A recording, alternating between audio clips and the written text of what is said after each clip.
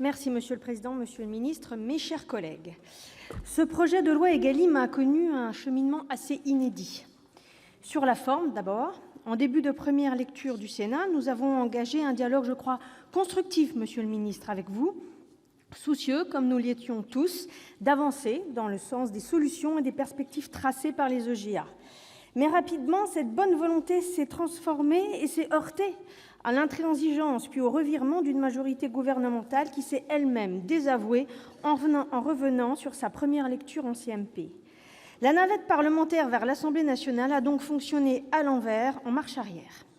Sur le fond, au lieu d'engranger les accords, les divergences se sont accentuées pour aboutir lors de la seconde lecture à l'Assemblée nationale à un texte qui alourdit dangereusement la charge des agriculteurs, mais aussi celle des industriels, des collectivités chargées de la restauration publique, aggravant finalement les difficultés qu'il était censé corriger. L'échec de la commission mixte paritaire sur une disposition pourtant votée à l'identique dans les deux assemblées est injustifiable. La deuxième lecture, au cours de laquelle les députés ont ajouté de nouveaux points de désaccord, au mépris de nos institutions, confirme cette volonté de non-dialogue préjudiciable au texte et qui trahit les engagements pris lors des États généraux de l'alimentation. Est-il besoin de rappeler que le revenu agricole, ce sont des prix, bien sûr, mais aussi des charges ? Or, non seulement la mécanique prévue par le titre 1 n'améliore pas le prix payé aux producteurs, mais le titre 2 ajoute de nouvelles charges. C'est particulièrement vrai en matière de produits phytopharmaceutiques. Chacun, ici et ailleurs, est bien convaincu de la nécessité d'en limiter l'usage, à commencer par l'agriculteur lui-même, qui connaît les risques, les coûts auxquels il est le premier exposé. Mais n'oublions pas que la France et les agriculteurs français sont un des pays au monde qui en utilisent le moins à l'hectare, moins que les principaux producteurs mondiaux et européens. Les mesures imposées, comme l'interdiction de remise, rabais et ristournes, pèseront lourdement sur les charges des agriculteurs, mais sans pour autant assurer une réelle réduction des produits phytosanitaires.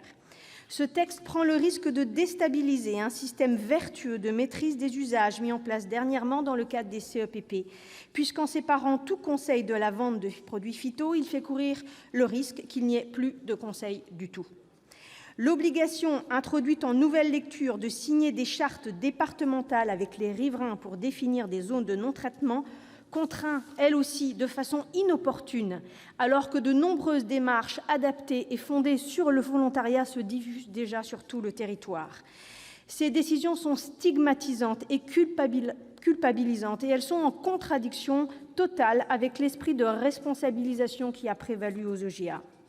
Et sur ces questions, nous voyons que le dogmatisme l'a emporté sans considération pour les agriculteurs, pour les réalités auxquelles ils sont confrontés, voire même pour leur sécurité, comme en témoigne l'usage des drones en terrain dangereux qui sera réservé aux seuls produits autorisés en agriculture biologique ou dans le cadre d'une exploitation certifiée sur le plan environnemental, au mépris donc de la sécurité des autres agriculteurs soumis aux mêmes risques. Ou encore la création du Fonds pour l'indemnisation des victimes des produits phytopharmaceutiques, que le Sénat, je le rappelle, a adopté à l'unanimité sur proposition de Nicole Bonnefoy, et qui est renvoyé par l'Assemblée nationale à un nouveau rapport, le dernier datant de janvier 2018, alors qu'il y a urgence à agir. Et alors où la justice américaine condamne Monsanto, il y a de quoi s'interroger sur ce report des élus du Nouveau Monde. Mais les agriculteurs ne sont pas les seuls impactés par l'inflation des contraintes de cette seconde partie du texte. Les gestionnaires de services de restauration collective publique et donc les collectivités devront faire face dans le même temps à l'obligation d'améliorer la qualité des repas servis, à proposer au moins un menu végétarien par semaine, mesure pourtant rejetée par nos deux assemblées en première lecture, à renouveler tout le matériel de leur cantine dès 2020, pour se conformer à l'interdiction des ustensiles en plastique les plus divers, y compris lorsqu'ils ne sont pas à usage unique, comme les boîtes ou les plateaux repas. Je rappelle que l'objectif prioritaire affiché était de lutter contre le plastique jetable. Cette nouvelle interdiction, ajoutée au détour de la seconde lecture, sans aucune évaluation d'impact et sans lien avec le texte, vaut pour la restauration collective, mais aussi pour tous les autres usages, qu'il s'agisse de restauration commerciale, de livraison de repas ou de distribution alimentaire et non alimentaire. Tous ces secteurs vont devoir réinvestir dans l'urgence. Les usagers paieront la facture. Et que dire des industries françaises et des emplois dont l'existence est menacée à brève échéance ? Il est irresponsable de légiférer dans de telles conditions, sans étude d'impact, sans considération des conséquences concrètes de l'explosion des coûts et de suppression des emplois. Pour conclure, tout laisse à penser, mes chers collègues, que la majorité gouvernementale n'acceptera pas plus en deuxième lecture ce qu'elle a rejeté en première et confirmera le durcissement du texte. Face à l'inflation de nouvelles contraintes imposées, sans rapport avec le projet initial, la question préalable s'impose. Il s'agit pour nous de marquer notre désaccord, tant sur la méthode que sur le fond, face à ce texte qui échoue et ne répond pas aux espoirs des EGA.